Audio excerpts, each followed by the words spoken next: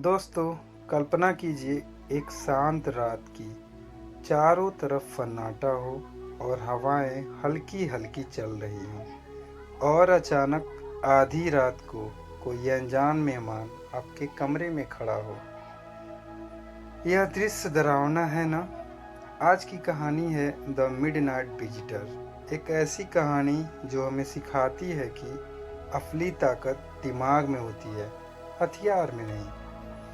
एक छोटा सा शहर, एक साधारण सा होटल, और उसी होटल में रह रहा था एक आदमी जिसका नाम था औसाबल।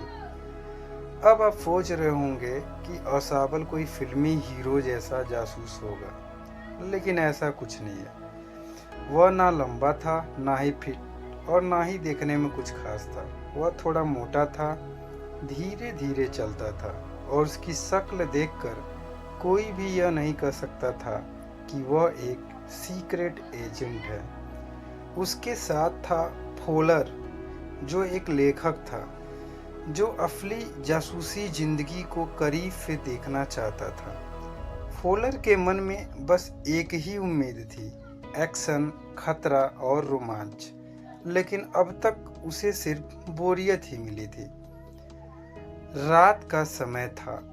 औसाबल और फोलर धीरे धीरे सीढ़ियां चढ़ते हुए कमरे तक पहुंचे।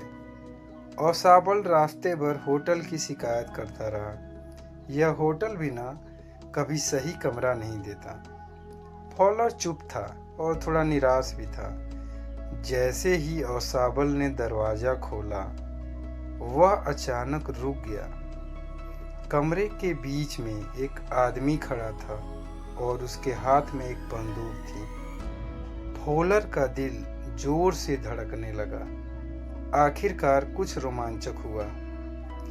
वह आदमी था मैक्स, जो पतला, तेज नजरों वाला, आत्मविश्वासी और बेहद खतरनाक इंसान था।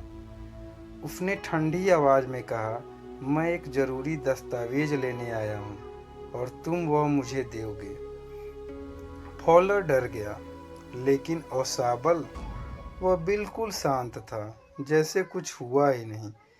उसने बस धीरे से कहा, ओह, फिर से वही परेशानी।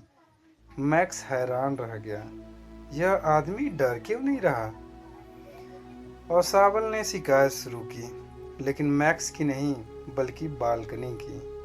उसने कहा, मेरे कमरे की बालकनी से लोग बार बार अंदर आ जाते हैं।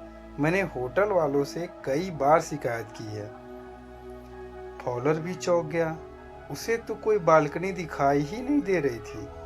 मैक्स ने पूछा, कौन सी बालकनी? औसाबल ने खिड़की की ओर इशारा करते हुए कहा, वहीं बाहर वाली।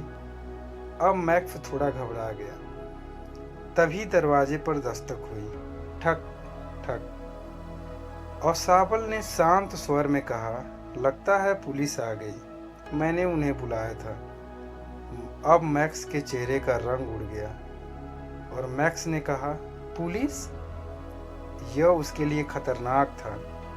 औसाबल ने धीरे से कहा, अगर बचना है तो बालकनी में छुप जाओ। मैक्स के पास सोचने का समय नहीं था। वह तुरंत खिड़की की ओर भागा और खिड़की खोल करके बाहर कूद गया। लेकिन वहां कोई बालकनी नहीं थी, सिर्फ गहराई और अंधेरा, और फिर एक चीख। बाकी सब खत्म। मतलब मैक्स नीचे गिर के मर चुका था। दरवाजे पर फिर से दस्तक हुई। औसाबल ने दरवाजा खोला। फॉलर ने सोचा पुलिस होगी, लेकिन वह सिर्फ एक वेटर था जो ड्रिंक लेके आया था। फॉलर हैरान था। उसने कहा, बालकनी, पुलिस, यह सब क्या था? औसाबल मुस्कुराया और बोला, सब कुछ दिमाग का खेल था।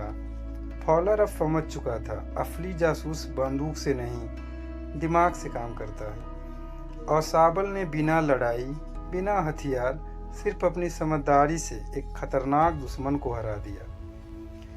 दोस्तों, यह कहानी हमें सिखाती है, असली ताकत शरीर में नहीं, दिमाग में होता है।